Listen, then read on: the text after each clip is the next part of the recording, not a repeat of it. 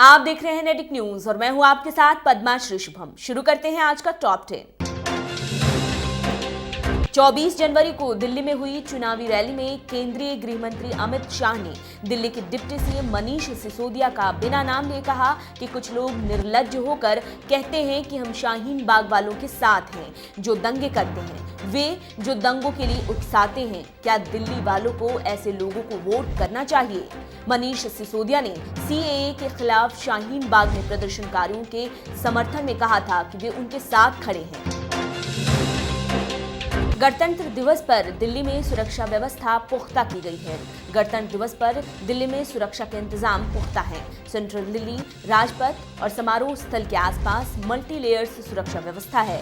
NSG, SPG, ITBP के commando की parade और वीवीआईपी की सुरक्षा के लिए तैनाती की गई है। दिल्ली पुलिस, राष्ट्रीय सुरक्षा गार्ड, अर्धसैनिक बलों को तैनात किया गया है। दिल्ली पुलिस के 22,000 जवानों समेत सेंट्रल आर्म्स पुलिस फोर्स की 48 कंपनियों की तैनाती की गई है। 1000 से ज्यादा सीसीटीवी कैमरे परेड रूट पर लगा दिए गए हैं। देश में घुसे पाकिस्तानी और बांग्लादेशी मुसलमानों को बाहर निकालना चाहिए, ऐसा शिवसेना ने अपने मुखपत्र सामना में लिखा है। एमएनएस अध्यक्ष राज ठाकरे को लेकर लिखा है कि ये मजेदार है कि पाक और बांग्लादेशी मुसलमानों को बाहर करने के लिए किसी राजनीतिक दल को अपना झंडा बदलकर इसके लिए एक नहीं 2 झंडों की योजना दुविधा या फिसलती गाड़ी के लक्षण है। राज ठाकरे की पार्टी का गठन मराठा मुद्दों पर हुआ था, पर अब हिंदुत्व की तरफ उनकी पार्टी जाती दिख रही है। जांच एजेंसी एनआईए ने महाराष्ट्र सरकार को बताया कि वो भीमा कोरेगांव मामले की जांच करेगी। एजेंसी ने कहा कि वो इस मामले को संभाल रही है। कई राज्यों में इस मामले की जांच फैली है। इससे पहले महाराष्ट्र के गृह मंत्री अनिल देशमुख मामले को लेकर केंद्र सरकार की निंदा की है। उन्होंने ट्वीट किया कि बिना हमसे बात किए केंद्र सरकार ने ये मामला एनआईए को सौंप दिया। मैं इस कृत्य की निंदा करता हूँ। कोरोना वायरस से चीन में कई व्यक्तियों की मौत के बाद भारत में सतर्कता बरती जा रही है। 96 विमानों के 20,844 यात्री की थर्मल जांच की गई। स्वास्थ्य मंत्रालय ने बताया कि जांचों में कोई भी वायरस से ग्रसित नहीं पाया गया। केंद्रीय स्वास्थ्य मंत्री डॉक्टर हर्षवर्धन स्थिति पर नजर बनाए हुए हैं। वहीं केरल में चीन से लौटे 7 लोग निगरानी में हैं और इन्हें अभी आम लोगों से दूर रखा गया है। नेताजी सुभाष चंद्र बोस की परिजन और टीएमसी सांसद कृष्णा बोस ने कहा कि सीएए लागू करने का केंद्र सरकार के अड़ियल रवैये से स्पष्ट है कि मुसलमानों को निशाना साधा जा रहा है।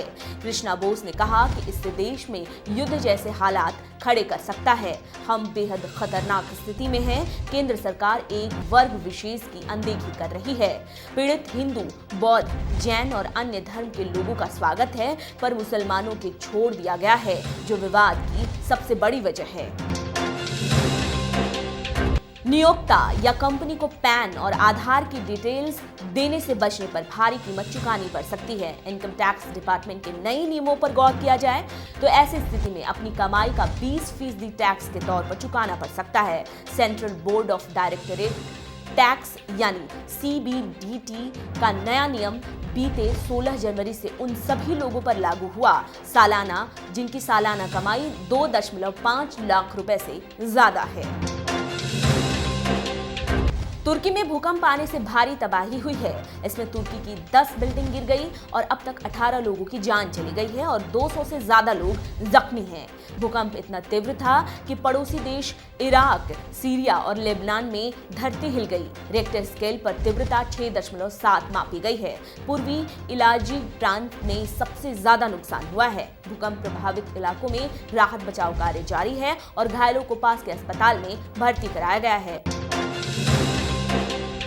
कंगना रनौत के दुष्कर्मियों को लेकर दिए गए बयान का अभिनेत्री सिम्मी गिरेवाल ने समर्थन किया है और अपने पुराने ट्वीट को शेयर किया। सिम्मी ने लिखा कि मेरे पहले ट्वीट में मैं कंगना और रंगोली का समर्थन किया था।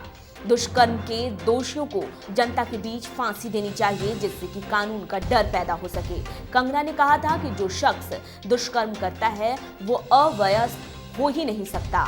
चौराहे पर ऐसे लोगों को फांसी देनी चाहिए जिससे पता चल सके कि दुष्कर्मियों की सजा क्या होती है।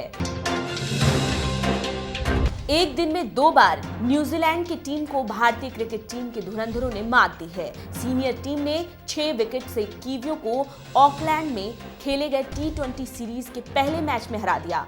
उसके बाद वर्ल्ड कप के मुकाबले में अंडर 19 टीम ने बारिश से प्रभावित मैच में डकवर्थ लुईस पद्धति से न्यूजीलैंड को 44 रनों से हरा दिया और ग्रुप ए में शीर्ष पर रहते हुए आईसीसी अंडर 19 विश्व कप के क्वार्टर फाइनल में प्रवेश कर लिया। अभी के लिए इतना ही। आप देखते रहिए नेडरिक न्यूज। आप देख रहे हैं नेडरिक न्यूज, साहस सच कहने का।